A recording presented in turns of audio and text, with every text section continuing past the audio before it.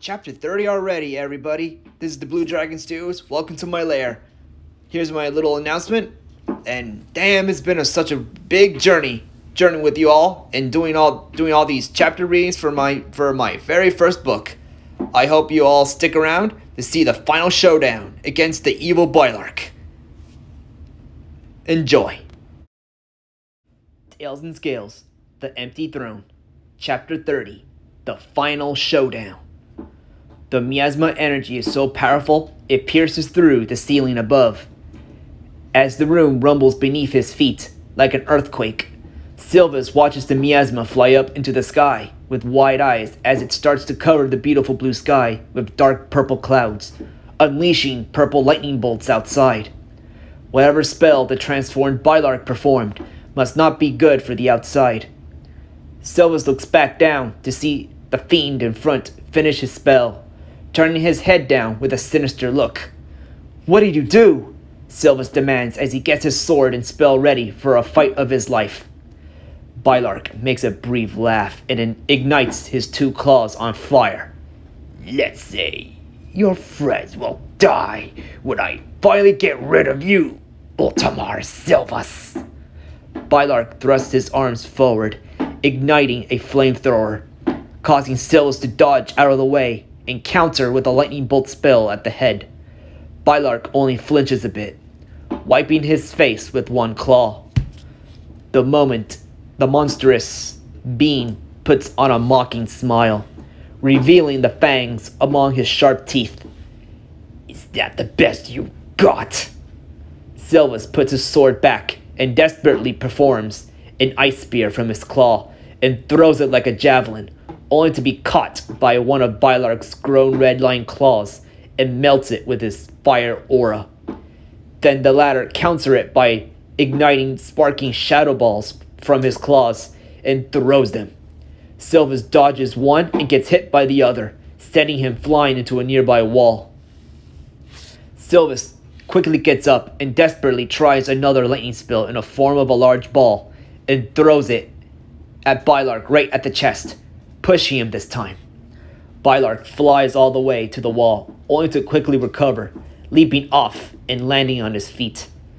Bylark thrusts one of his claws up and creates a shadow disc and throws it, only for Silvus to dodge it by doing a somersault, landing back on his feet. Instead of firing another elemental spell, Silvus looks around the room, hoping to find something he can use to fight.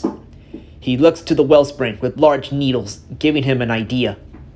Thrusting one claw, he uses his levitation spell to pluck out tons of long, sharp needles off the wellspring and commands him to fly toward Bylark like a horde of spears.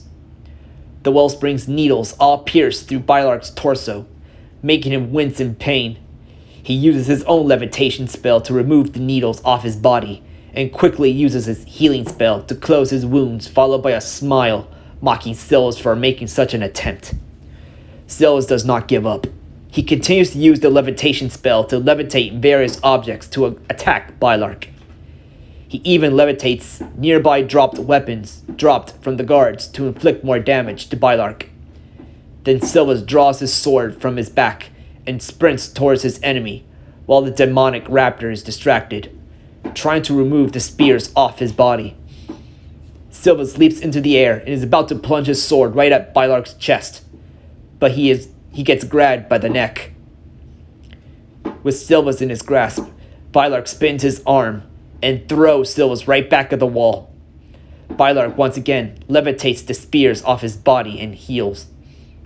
Then he raises his claw and levitates Silvus by the neck and throws him around the room, slamming him against the walls, the furniture, and also the throne itself. The impact of the throw is so great, the sword of Ultimar flies off Silvus' claw, disarming him. Silvus tries to get back up, but Bylark spreads his new wings and flies at him, grabbing him by the tail and flies up in the purple storm sky. Silvus struggles to break free from Bylark's grasp by shooting lightning bolts or ice spears, but they do not have much effect. Bylark proves himself to be a very powerful compared to the others he faced. He is currently hanging in the sky as Bylark keeps his grasp on his tail. Silvus looks around to see they are above Rookengrad. Then he looks to the main gates to see a horrific sight. It turns out the spell that Bylark used earlier is to raise an army of undead raptors engaged with both his allied army and rebels working together. They are comprised mostly of raptor skeletons in armor and wielding weapons. There are also skeletons of tyrannos and carnotaurs being used in the middle. Both the Royal Alliance and the rebels are fighting with all their might to take down as many skeletons as they can. Iko is seen fighting alongside his father Orzine. Fi is fighting alongside her brother Ki, using their katanas. Leon and Nidus, as usual, fight side by side. And Tritus is seen fighting alongside Beta Lady Zira of Shirasic and First Delta Nardo of Creston. So far, Silvus does not see Buck or Osea. Instead, Silvus looks to the city to see Buck himself, with the recovered gem, leading the Manchester troops, fighting off skeletons who emerge from within the city. Still no Osea in sight, making him worried for her well-being. "You see that, boy?" Bylark mocks as Silvus turns his head, looking at Bylark in anger while helplessly hanging around. "Your friends, your family, are all going to die with my new army." As Bylark laughs, Silvus continues to see brave raptors holding their ground, clashing weapons at the skeletons. A cry or two can be heard from the soldiers slain by the skeletons nearby. Bylark's dreadful transformation and the skeleton army are true proof of how dangerous Dark Mistcraft can be. It is the reason why Dark Mistcraft is feared by all raptors in not only Avalonia, but all of Cretaceous. The manic laughter dies down. Bylark lets go of Silvus' tail, dropping him back into the castle. To break his fall, Silvus thrusts his two claws together to form a shield, making him bounce off the ground, landing on his back near the throne. Silvus slowly tries to get up, with cramps around his body, but a large foot of Bylark pins him on the ground, preventing him from escaping. Silvus struggles to get out, but Bylark keeps his glowing eyes at him like a predator who captured his prey. Believing that he won, Bylark is about to use one of his sharp nails on his feet, only to freeze in place.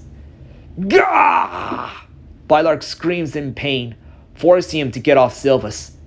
The confused Silver Prince lifts himself up to see Bylark circling around, trying to use his arms to reach his back, where the pain is. Bylark shows his back, and Silvus spots the staff of Magalo pierced right at the center of his back by the mithril blade. Turning his head to the side, he sees Osea herself taking breaths. Turns out she just saved his life by throwing the staff. In rage, Bylark turns around, spotting Osea with bloodlust in his eyes. Osea gets spooked and attempts to run away, only to trip on her own tail, falling backwards, and attempts to crawl away. "You will pay for this!" The enraged Bylark threatens as he thrusts one of his claws to perform a spell, but nothing happens. Instead, a spark of pain is inflicted, causing Bylark to flinch, grabbing his wrist. Turns out, with the mithril blade stuck on his back, he is unable to use his mist powers. But that does not stop him from trying to use his physical claws to attempt to attack Osea, who in turn tries to get up. Bylark begins to growl in anger as he slowly makes small stomping steps toward the defenseless female. He prepares his enlarged claws to make his kill. Taking his chance, Silvus looks around to see his sword and calls it back with his levitation spell. Back on his feet, Silvus takes a deep breath, using his other claw to create the mist sword that his uncle taught him back at Elantra. He sprints as fast as he can, as the sword of Ultimar begins to glow white. Then he leaps up into the sky and plunges both swords directly at the top of Bylark's head before the beast can harm Osea. With the swords pierced through his head, Bylark's face is in a state of shock, widened eyes with his jaw opened, twitching. Thanks to the mithril blade, he cannot use his healing powers. His talons and eyes twitch a few more times before Bylark slowly falls forward.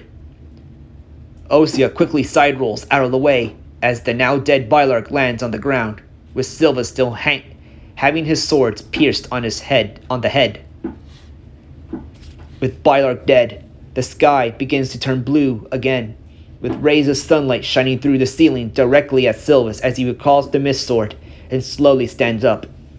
He almost faints to the side, to be caught by a worried Osea. She quickly uses her healing mist to heal Silvus's major wounds, making him gasp for breath. Silvus opens his eyes to see Osea looking at him, crying in relief. "Good throw," he tells her. Instead of saying a word, Osea buries her face into Silvus's chest and cries that she is glad that he is alive. Giving her a few soft strokes on her silky mane, Silvus slowly gets up while holding Osea's claw. The two turn their gazes at the lifeless body of Bylark, making sure it's over. "So, we won?" Osea softly asks, leaning herself against Silvus's body as he wraps an arm around her, looking serious, with a neutral expression. For now, at least. Silvus looks up at the blue sky through ceiling. They're still out there, plotting their next move. "What do we do now?" Osea asks with a worried tone. Silvus is going to answer until he hears a weak moaning sound from the entrance. The two raptors turn their gazes to see the body of Targon leaning against the wall. They both run up to him, seeing that he is not in good condition. He looks more like a shriveled up corpse beyond healing due to the training by Bylark. Targon turns his head to Osea with tears in his eyes. "Sister, I am so sorry for what I've done." Osea herself begins to cry as she grabs onto one of Targon's claws, getting cold. "I forgive you, big brother," she sobs. "If only you had listened to Auntie Doe, Cousin Bug, and me." Targon slowly looks to Silvus and says, "You have done the impossible, Ultimar Silvus," he coughs. "I see that my sister cares for you a lot. Before I die, please promise me that not only you protect her, but please do not make the same mistakes as I did. And don't you ever trust a Dark Mistcaster, even if they act helpful like a devious Pompey who fools you into believing they are innocent to lead you to their traps." "You have my word, Envar Targon," Silvus clarifies, making Targon smile one last time. "May the spirits guide your reign, Alpha King." And he falls to the side, now lifeless. Osea begins to cry near him, while Silvus puts on a comforting claw on her shoulder. "Yo, Silvus!" a voice calls out, gaining the attention of the two mourning raptors to see Eco and Fee running up to them, with the rest of their friends and family and troops running with them. "Dude, you guys will not believe what happened!" Eco blurts out with shock in his eyes. "Whatever happened to you guys? There was a massive army of skeletons coming out of the ground." "Oh my gosh, it's like a spooky campfire story, coming to life as soon as the sky turned blue again. The skeletons just vanished, turning into dust." Fee finishes for Eco until she spots the large, lifeless body of Bylark. Her face turns green and she points at it with a shaky finger. "What is that?" Silvus and Osea turn their attention to see that the kobold princess is referring to the large, lifeless body of the demonic Bylark, then exchange weird looks. Then they both share a laugh, knowing what Fee is talking about, as the kobold faints at the sight of large things, making Eco catch her in his arms. Silvus keeps his arm around Osea, looking very happy, and tells the crowd, "Well guys, it is a long story." In the darkest hour of Avalonia's history, who would have known that a young noble who spent most of his life isolated with books would be the one to save the kingdom on the brink of collapse? It all started when the young Silvus is recently forced out of his home to go on a quest to Padalot in order to save his mother.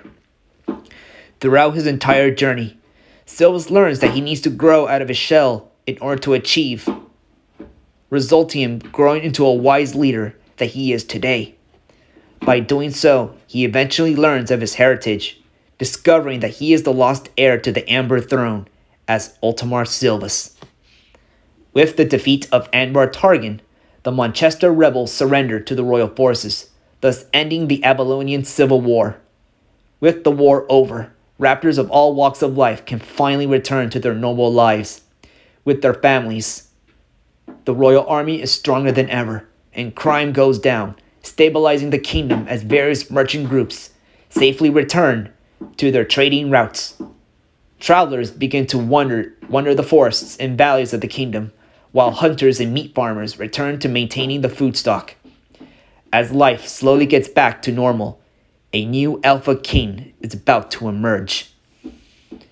In the middle of a strange grassy field, Silva sits in the middle, looking up at the ocean of stars shining brightly. He is wearing what looks like royal black cape with silver patterns, along with a pair of black royal leather gloves. He gazes at the stars, putting on a depressed face. Even though he achieved in saving the kingdom, in truth, he still misses his mother dearly. Silva still wishes he could have done more in order to save her. So he looks down with a face of sadness until a familiar voice calls out. He perks up, turning his head, and gasps to see a white-robed figure. It is the spirit that saved him from the temptation from the evil spirit. The spirit walks up to Silvus, making the latter stand up. "I am so proud of you." The spirit speaks in a calm male voice. "You are?" Silvus stutters, nervous at the appearance of an actual spirit coming to greet him. The spirit makes a small chuckle, telling him, "Indeed, you have accomplished the impossible. You saved the kingdom from a possible destruction, but this is only the beginning." "What do you mean? What can you tell me?" "By defeating Bylark, you only prolong the inevitable. There will be a time the enemy of our world will one day re-emerge from the shadows. When that day comes, you must be prepared." Silva still has many questions that he wants to ask the spirit. Of all the questions he wants to ask, he goes with one about his mother. "Is my mother among you?" A tear comes out from his eye. The spirit places a ghostly claw on Silvus' shoulder. "Look behind me and find out." Silvus turns to the side to see another robed figure with her hood down, revealing his mother, Silvira, smiling at him. "Mother!" Silvus shouts happily and runs up to her to embrace her in a hug. His spirit mother returns the hug, allowing Silvus to cry onto her shoulder, telling her how much he misses her. "Oh, mother, I'm so sorry I didn't save you sooner." There is no need to apologize, my son. Sylvia makes another stroke on Silvus' head. As I said on my deathbed, you did save me. Not only that you honored your promise and saved Avalonia from the clutches of Bylark. Silvus slowly breaks off from her hug, looking at her with tears of joy that he can see her in his dream. But Silvira is not finished yet. But your father is right. Bylark is only the beginning. "Father?" Silvus questions, seeing his mother point over him. He turns around to see the spirit put his hood down to reveal a silver face similar to his. Alpha King Sulfur, his father.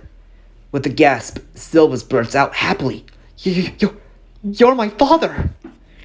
The spirit Sulfur walks past Silvus, standing beside Silvira, and wraps his arm around her, telling him, "Indeed, my son, it is such a shame that I was never able to see you grow up in the scales.